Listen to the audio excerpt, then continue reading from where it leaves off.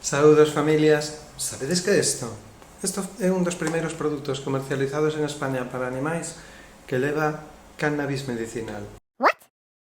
Pero non flipedes, é cannabis medicinal. Vale. Agora, que utilidades poden ter para os nosos animaliños? Se vos interesa o tema, quedarvos neste vídeo da canle daqueles que sentimos que os nosos animaliños forman parte da nosa familia veterinaria e da familia a canle de Guillermo Campos.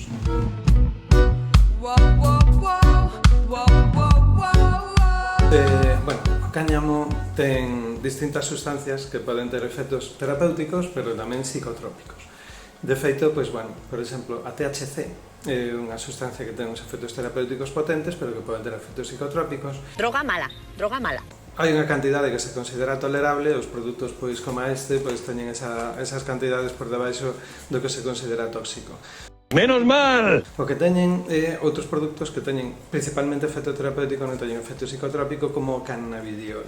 Entón, imos centrarnos nos beneficios que nos pode facer o cannabidiol. Aquí temos, digamos que, dous tipos. Os efectos que fai sobre o sistema nervioso e os efectos que fai pois, na sensibilidade ao dolor.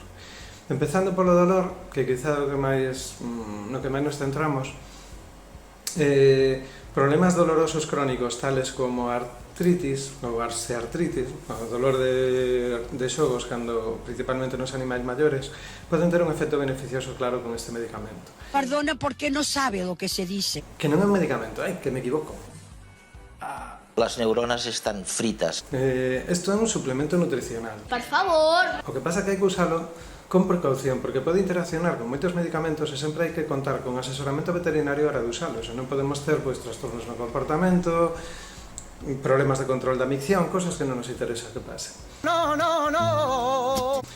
Tamén pode ser beneficioso en algunhas enfermedades tumorais. De feito, en combinación con algunhas quimioterapias, o efecto é millor. En persoas tamén se está usando, por exemplo, en problemas de insuficiencia renal, en problemas alérxicos, pero isto en veterinaria ainda está un pouco en investigación, ainda se está probando.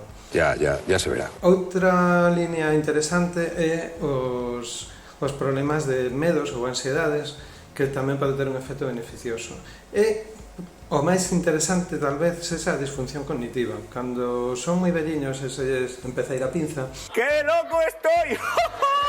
pois isto mellora o seu nivel de interrelación, o seu nivel de actividade, o seu apetito, de maneira que cando máis na práctica os estamos usando en animales maiores, pois que xa teñen dolor articular e que lles ven ben para estar máis activos, menos deprimidos e ter mellor apetito, de maneira que, bueno, que o que estamos facendo é mellorar a calidade de vida cando son maiores, porque, recordalo, pasar a velleza a pelo é fastidiado. Cando estamos maiores é mellor que fagamos cousas que nos axuden a levalo ben, a sobrelevar ben os achaques da idade. Para iso estamos, para axudarvos a que os vosos animaliños estén os máis felices posibles durante toda a súa vida. ¡Estupendo! Se tedes dúbidas acerca do tema, poñérono na caixa de comentarios. Se vos gustou o vídeo, recordar darlle o like.